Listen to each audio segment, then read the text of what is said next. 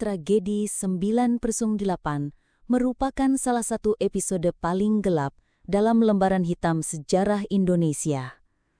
Hari itu, Republik Indonesia nyaris runtuh dalam kobaran amarah dan kebrutalan. Dalam waktu singkat, negeri ini berubah menjadi neraka bagi banyak orang, khususnya bagi mereka yang terjebak dalam pusaran kerusuhan.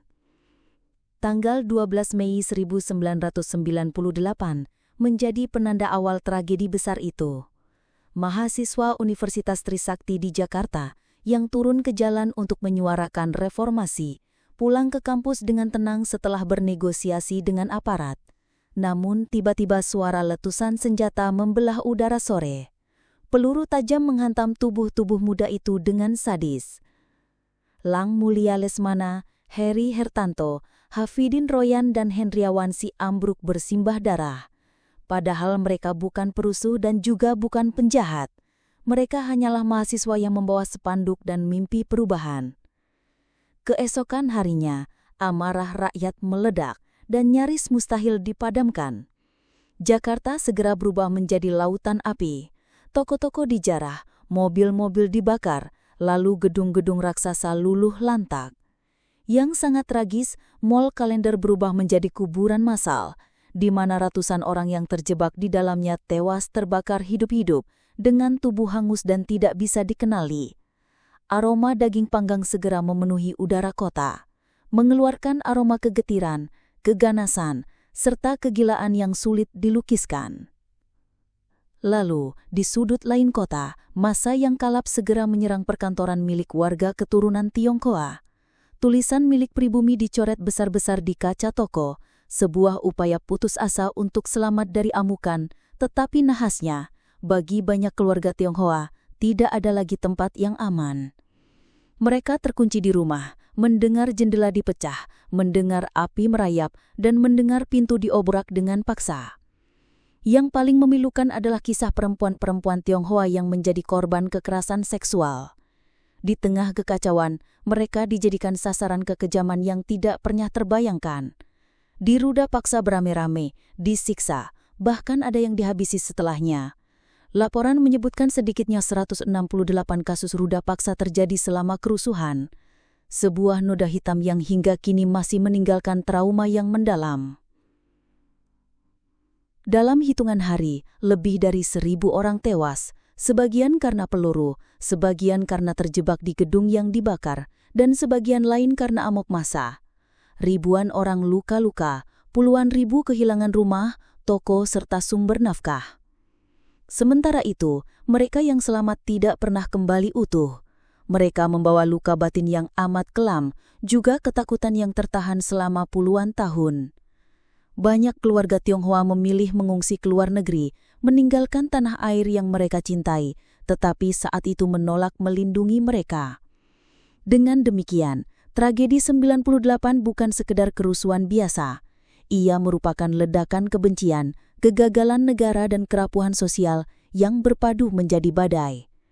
Ia meninggalkan jejak luka yang sangat dalam, korban yang tidak mendapat keadilan, pelaku yang tidak tersentuh oleh hukum, dan sebuah bangsa yang harus menanggung trauma sejarah.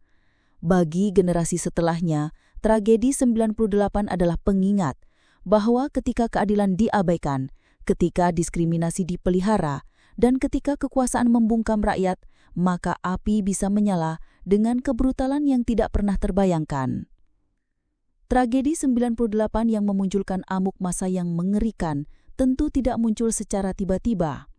Tragedi ini dipicu oleh serangkaian masalah serius yang telah menumpuk selama masa Orde Baru di bawah pemerintahan Presiden Soeharto. Pada akhir 1990-an, Indonesia dilanda krisis ekonomi parah yang menyebabkan harga-harga kebutuhan pokok melonjak dan pengangguran massal.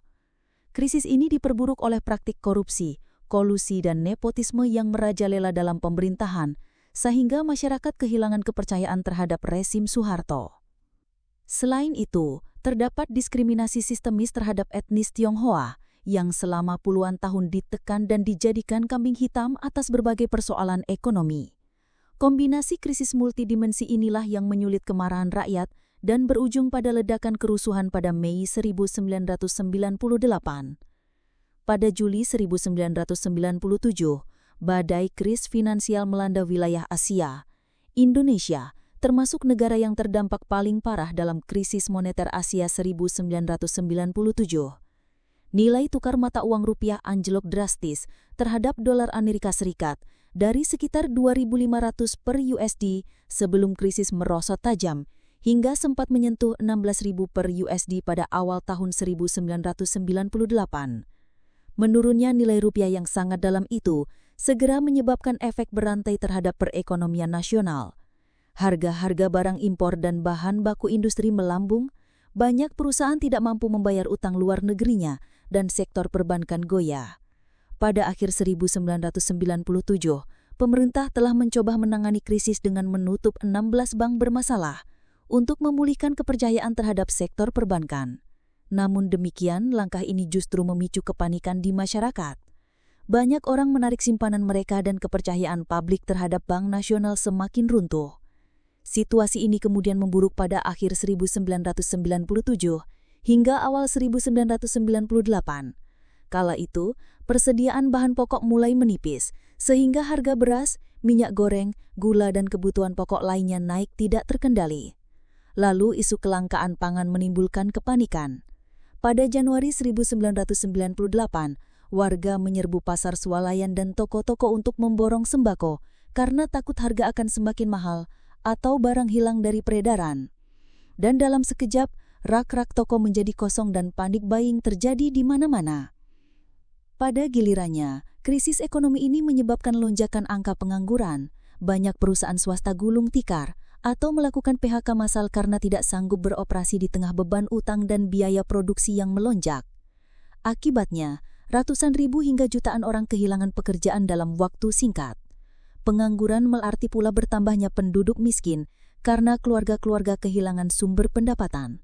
Saat itu, tekanan ekonomi benar-benar dirasakan langsung oleh rakyat. Harga kebutuhan pokok naik berkali-kali lipat, sementara daya beli terus merosot dengan tajam. Selain faktor ekonomi, praktik korupsi, kolusi dan nepotisme yang merajalela di era Orde Baru turut menyuburkan ketidakpuasan rakyat. Selama lebih dari 3 dekade berkuasa, pemerintahan Soeharto dikenal menumpuk kekayaan bagi keluarga dan kroni-kroninya melalui berbagai cara yang tidak transparan. Korupsi terjadi di hampir semua level birokrasi, dari pungutan liar di instansi pemerintahan hingga penyelewangan anggaran negara. Namun semua itu sulit disentuh oleh hukum karena aparat penegak hukum berada di bawah kendali rezim. Kolusi antara pejabat pemerintah dan pengusaha kroni juga jamak. Misalnya, pemberian monopoli bisnis atau kontrak pemerintah kepada perusahaan milik kerabat penguasa. Sementara itu, nepotisme tampak jelas ketika banyak posisi strategis dan peluang usaha penting dikuasai oleh keluarga cendana serta segelintir konglomerat yang dekat dengan kekuasaan. Masyarakat luas sebenarnya mulai geram dengan budaya KKN ini, namun kritik terhadap pemerintah nyaris tidak mendapat tempat di era Orde Baru. Pemerintah menerapkan kontrol ketat terhadap kehidupan politik, mulai dari partai oposisi yang dilemahkan, pers yang dibungkam, melalui sensor dan kebebasan berekspresi dibatasi. Akibatnya, penyelewangan kekuasaan terus berlangsung tanpa mekanisme kontrol yang membadai. Sebagai contoh, putra-putri Soeharto dikenal terlibat dalam bisnis-bisnis besar dengan dukungan fasilitas negara. Tommy Soeharto misalnya mendapat hak eksklusif dalam proyek mobil nasional Timor. Tutut Soeharto menguasai jaringan televisi dan jalan tol. Sementara kroni seperti Bob Hasan dan Sudo Halim atau Lim Siu Liong memperoleh monopoli perdagangan cengkeh dan tepung terigu. Praktik-praktik ini menciptakan kesenjangan sosial ekonomi dan menimbulkan kecemburuan dan kemarahan di kalangan pengusaha lain maupun masyarakat umum. Tidak hanya itu, dominasi militer dalam politik semakin membuat kehidupan demokrasi terpasung. ABRI atau Angkatan Bersenjata Republik Indonesia, gabungan TNI Polri saat itu, tidak hanya menjaga keamanan, tetapi juga memiliki peran politik formal dengan adanya fraksi ABRI di parlemen dan jabatan-jabatan publik bagi perwira militer. Akibatnya, ruang partisipasi sipil untuk mengawasi pemerintah nyaris tertutup. Krisis hukum juga terjadi karena peradilan kerap diintervensi demi kepentingan penguasa. Pelanggaran HAM oleh negara seperti operasi militer di Aceh dan Papua, atau kasus pelenyapan aktivis, misalnya kasus Marsinah tahun 1993, juga jarang diusut tuntas. Di penghujung Orde Baru, muncul pula tindakan represif seperti penculikan para aktivis pro-demokrasi oleh oknum militer pada tahun 1997 hingga 1998 yang tujuannya untuk membungkam suara kritis. Sejumlah aktivis mahasiswa dan pro-demokrasi dilaporkan hilang, diculik oleh tim yang belakangan dikenal sebagai tim Mawar dari Kopassus, menimbulkan ketakutan di kalangan gerakan mahasiswa. Lebih dari itu, salah satu aspek penting dalam latar belakang tragedi 98 adalah diskriminasi yang dialami komunitas Tionghoa Indonesia selama rezim Orde Baru. Etnis Tionghoa Indonesia yang jumlahnya sekitar 3% dari populasi sejak lama telah diperlakukan sebagai kelompok minoritas yang berbeda. Pada masa Orde Baru, diskriminasi terhadap warga Tionghoa dilembagakan dalam berbagai peraturan dan kebijakan.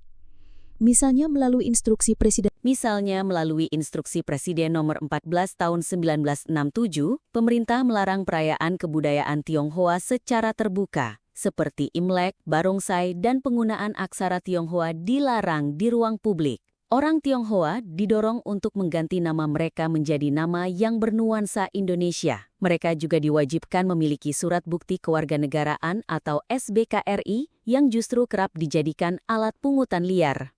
Total terdapat sekitar 45 regulasi yang secara langsung maupun tidak langsung bersifat diskriminatif terhadap etnis Tionghoa selama Orde Baru.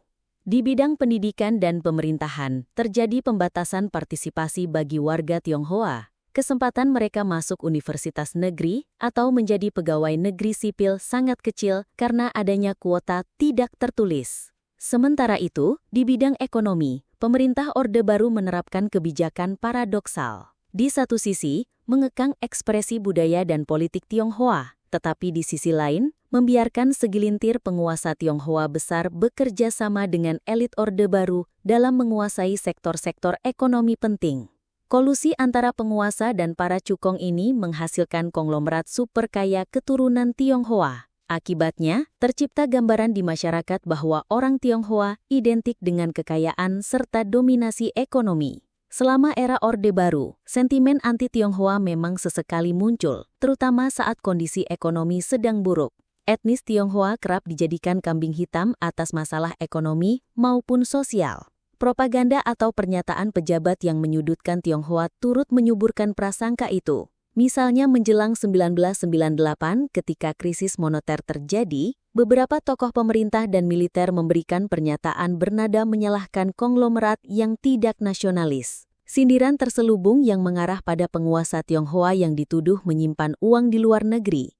Bahkan, seorang pejabat tinggi kala itu secara terbuka menyebut etnis Tionghoa sebagai tikus-tikus yang tidak punya patriotisme karena dianggap menimbun barang dan lari ke luar negeri saat krisis. Pernyataan-pernyataan semacam ini alih-alih meredakan situasi, justru memicu kebencian masyarakat terhadap warga Tionghoa. Kesenjangan ekonomi antara kelompok pribumi dan segelintir orang Tionghoa kaya juga memperkuat kecemburuan sosial. Di tingkat akar rumput, sudah berkembang konsepsi bahwa orang Cina kaya karena curang atau pelit, yang merupakan bias turun-temurun sejak zaman kolonial. Rejim Orde Baru tidak berusaha serius mengikis prasangka ini, malah secara tidak langsung menyuburkannya. Warga Tionghoa digambarkan sebagai orang luar yang hanya mencari untung di Indonesia, padahal mereka adalah warga negara Indonesia juga yang lahir dan besar di negeri ini. Kombinasi diskriminasi negara dan sentimen negatif yang dibiarkan tumbuh inilah yang membuat posisi komunitas Tionghoa rawan ketika terjadi gejolak sosial. Jadi, pada awal 1998, Indonesia bukan hanya menghadapi krisis ekonomi dan politik, tetapi juga bom waktu sosial berupa sentimen anti-Tionghoa. Diskriminasi sistemik di era Orde Baru membuat komunitas Tionghoa terisolasi secara budaya dan politik. Namun, secara ekonomi, mereka dijadikan kambing hitam yang siap ditumbalkan ketika dibutuhkan untuk meredakan kemarahan massa. Inilah sebabnya mengapa saat kerusuhan Mei 1998 akhirnya pecah, kekerasan yang terjadi begitu kental dengan nuansa rasial. Latar belakang diskriminasi dan prasangka sosial ini penting dipahami agar kita memahami mengapa etnis Tionghoa menjadi target utama dalam tragedi 98. Menjelang bulan Mei 1998, tanda-tanda pergolakan sudah tampak di berbagai kota. Gerakan protes mahasiswa mulai muncul sejak pertengahan 1977 dan semakin menguat pada awal 98. Para mahasiswa yang tergabung dalam berbagai perguruan tinggi di Indonesia bergerak menyuarakan reformasi. Isu-isu yang mereka bawa antara lain desakan agar pemerintah menurunkan harga-harga, memberantas KKN, menghapus dui fungsi ABRI, dan menuntut suksesi kepemimpinan nasional. Awalnya, tuntutan mahasiswa bersifat gradual. Mereka mendesak pemerintah untuk mengatasi krisis ekonomi. Namun karena dianggap tidak ada perbaikan dan aspirasi diabaikan, tuntutan itu berkembang menjadi tuntutan reformasi total, termasuk pengunduran diri Soeharto. Kemuakan masyarakat kemudian diperparah pada Maret 1908 ketika Soeharto kembali dilantik menjadi presiden untuk masa jabatannya yang ke-7 kalinya. Pelantikan ini menyulut aksi protes yang lebih besar, sebab dianggap mengabaikan penderitaan rakyat di tengah krisis. Dalam bulan Maret hingga April 1908, hampir setiap hari terjadi demonstrasi mahasiswa di berbagai kota, dari Jakarta, Bandung, Yogyakarta, Surabaya, Medan, Makassar, dan lainnya. Misalnya pada 14 Maret 1908, setelah kabinet baru diumumkan, gelombang demo merebak di kampus-kampus untuk menolak kabinet hasil KKN. Puncaknya, sepanjang April 1908, mahasiswa terus turun ke jalan menuntut reformasi politik. Pada 15 April 1908, Presiden Soeharto secara terbuka meminta mahasiswa untuk menghentikan unjuk rasa dan kembali ke kampus seraya berjanji akan melakukan reformasi di kemudian hari. Berkumpul rakyat. Namun demikian, permintaan ini tidak diindahkan mahasiswa karena permintaan tersebut dianggap hanya sebagai taktik untuk mengulur waktu. Di sisi lain, tanda perpecahan di kalangan elit Orde Baru juga mulai nampak. Beberapa tokoh lingkar dalam Soeharto dikabarkan berbeda pandangan mengenai penanganan krisis. Kendati demikian, secara lahiriah, Soeharto masih menunjukkan kepercayaan diri. Ia bahkan sempat berencana menghadiri konferensi tingkat tinggi G15 di Kairo, Mesir pada pertengahan Mei 1908 sebagai kunjungan kenegaraan, di mana kemudian keputusan Soeharto untuk berangkat ke luar negeri di tengah krisis dipandang oleh pihak sebagai bukti bahwa ia tidak menyadari gentingnya situasi dalam negeri. Dan benar saja, ketika Soeharto terbang ke Kairo pada 9 Mei 1908, kondisi di tanah air justru sangat memanas. Di Medan, Sumatera Utara, demo mahasiswa yang sudah berlangsung sejak awal Mei 98 semakin membesar. Tanggal 4 hingga 5 Mei 1908, ribuan mahasiswa dan masyarakat turun ke jalan memprotes kenaikan harga serta situasi ekonomi.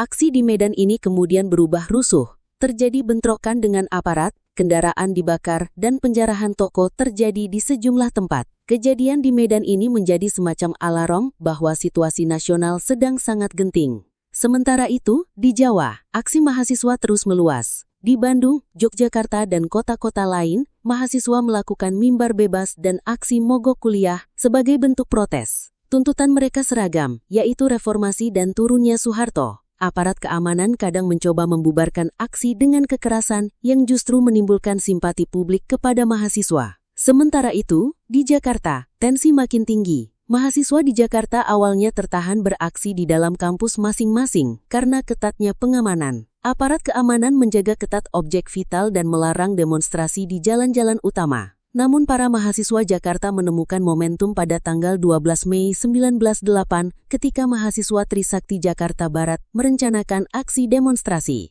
Aksi di Trisakti inilah yang kemudian menjadi titik balik situasi karena berakhir dengan tragedi yang menyulit emosi seluruh negeri. Sejak pagi hari, sekitar 6.000 sivitas akademika Trisakti telah berkumpul di kampus untuk melakukan aksi damai. Mereka mengembarkan bendera setengah tiang dan menyanyikan Indonesia Raya sebagai tanda bergabung atas keadaan bangsa yang terpuruk. Suasana di dalam kampus berlangsung tertib. Menjelang siang, massa mahasiswa Trisakti mencoba melakukan long march keluar kampus menuju gedung MPR di Senayan. Tujuan mereka adalah menyampaikan secara langsung tuntutan reformasi kepada wakil rakyat. Sekitar pukul 12.30, rombongan mahasiswa mulai bergerak keluar gerbang kampus Trisakti menuju Jalan S. Parman. Namun baru beberapa ratus meter berjalan, mereka dihadang oleh barikade aparat keamanan yang bersiaga di jalan tersebut. Aparat memasang pagar betis dengan tameng, melarang mahasiswa melanjutkan long march dengan alasan keamanan serta potensi kemacetan. Para mahasiswa terhalang di depan kantor Wali Kota Jakarta Barat, tidak jauh dari kampus. Saat itu, terjadi negosiasi antara perwakilan mahasiswa dengan Komandan Pasukan Keamanan setempat, yaitu Dandim Jakbar Letkol A. Amril dan Wakapolres. Negosiasi berlangsung cukup alot. Hingga lebih dari 1 jam, namun akhirnya sekitar pukul 17.00 dicapailah kesepakatan. Mahasiswa bersedia mundur kembali ke kampus dan aparat juga akan mundur untuk meredakan ketegangan. Mahasiswa Trisakti pun perlahan mundur masuk gerbang kampus sekitar pukul 17.00 hingga 17.30.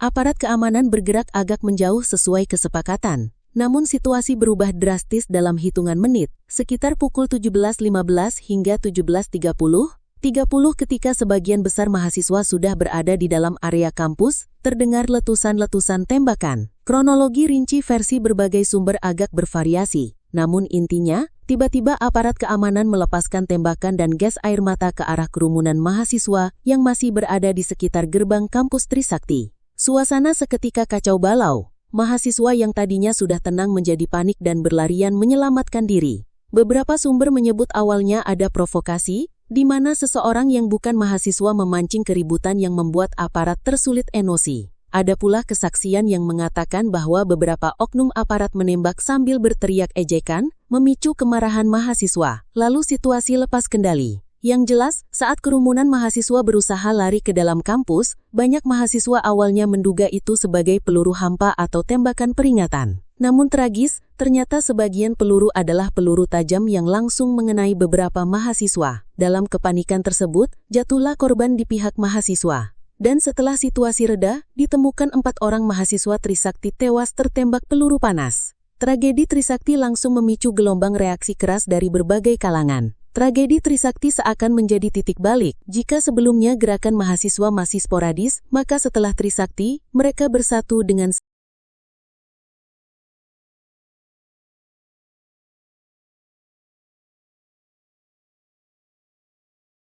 Maka setelah Trisakti, mereka bersatu dengan satu tekad bahwa darah teman-teman mereka yang gugur menuntut perubahan tidak boleh sia-sia. Reaksi tidak hanya datang dari mahasiswa. Tokoh-tokoh masyarakat dan politisi pun angkat suara mengecam kekerasan aparat.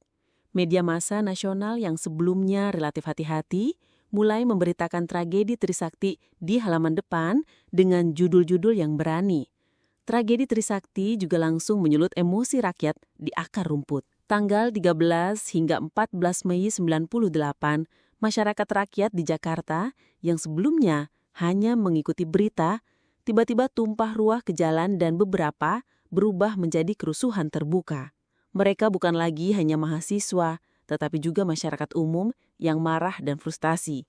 Dalam pandangan banyak orang, jika mahasiswa yang bermaksud menyuarakan aspirasi saja ditembak, maka ini sudah sangat keterlaluan. Pasca tragedi Trisakti 12 Mei 98, situasi di Indonesia, khususnya Jakarta, segera berubah menjadi chaos. Dalam kurun tanggal 13 hingga 15 Mei 98, terjadi ledakan kerusuhan serta penyerahan massal di berbagai penjuru Jakarta, serta kota-kota lain seperti Medan dan Surakarta. Kerusuhan ini melibatkan massa dalam jumlah besar. Sasaran amukan massa umumnya adalah pusat-pusat perbelanjaan, toko dan properti yang diidentifikasi sebagai milik warga keturunan Tionghoa.